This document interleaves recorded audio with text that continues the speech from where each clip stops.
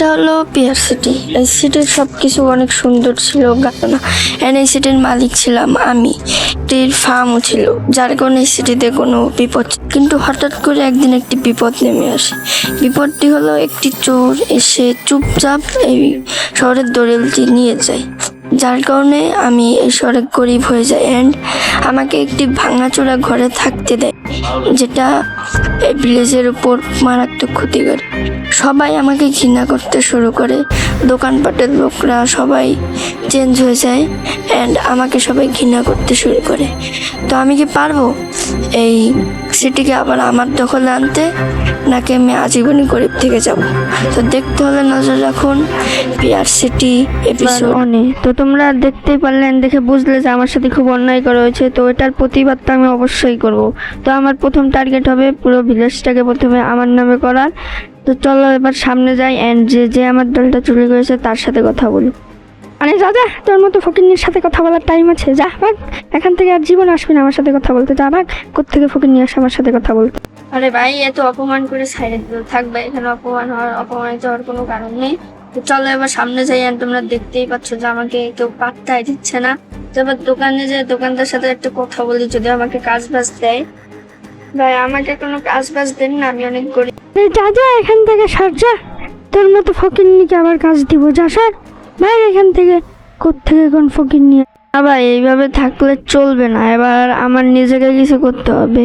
আমার কাছে কিছু টাকা আছে, বাট এই টাকা আমার খাবার দাবারে চলে যাবে। তো আমার একটা বন্ধুর বাপ আছে, তো তার সাথে যে কথা বলি।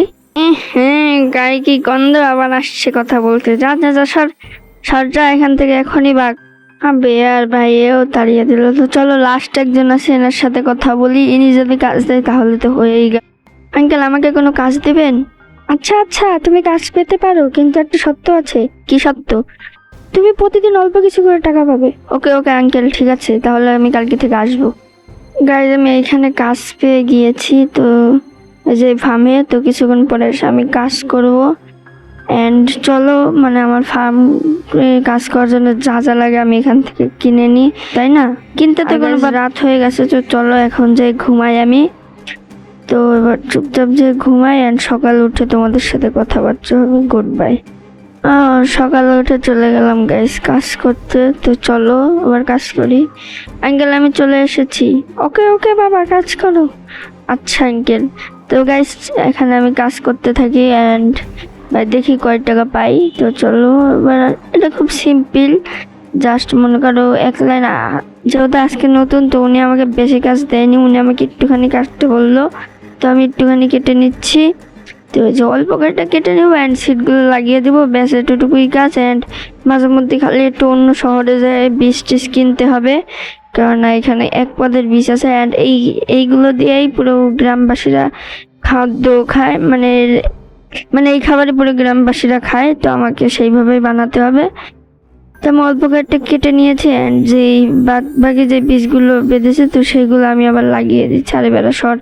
অ্যান্ড সাথে গরিবের ফার্মেও কাজ করতে হবে, বাট আজকে করবো না, আমি কাল থেকে করবো। আজকে জাস্ট একটু প্র্যাকটিস করার জন্য আসলাম। আঙ্কেল, আপনার সব কাজ হয়ে গেছে, এবার আমাকে টাকা দেন। ওকে বাবা, নিয়ে নাও। ওকে ভাই, তো আমাকে টাকা দিয়ে দিয়েছে, আমার কাছে অনেকগুলো টাকা হয়ে গিয়েছে। তো চলো এবার যেতে থাকি অ্যান্ড দেখি ভাই আর কোথাও কাজ পেলে তো ভালোই হয়। চলো সামনে যাই। ভাই আমার সাথে খুব অন্যায় করা হয়েছে, তো এটার প্রতিশোধ তো গাইজ আমি অবশ্যই নিব। তো চলো এই যে আপনি এই ফকিন্নিকে তো কোনো মতেই বড় লোক হতে দেওয়া যাবে না, নাহলে তো আমাদেরকে সবাইকে ধাক্কা দিয়ে বের করে দিবে। সো গাইজ, এইখানে সব কিছু ধুয়ে দিই, যেহেতু এটা আমার বাসা, তো কেউ চুরি করতে পারবে না। তো এখানে সব কিছু ধুয়ে দিয়ে চলো গাইজ কি করা যায়। তো আজকের ভিডিওটা এই পর্যন্ত, দেখা হচ্ছে নেক্সট ভিডিওতে। Good bye.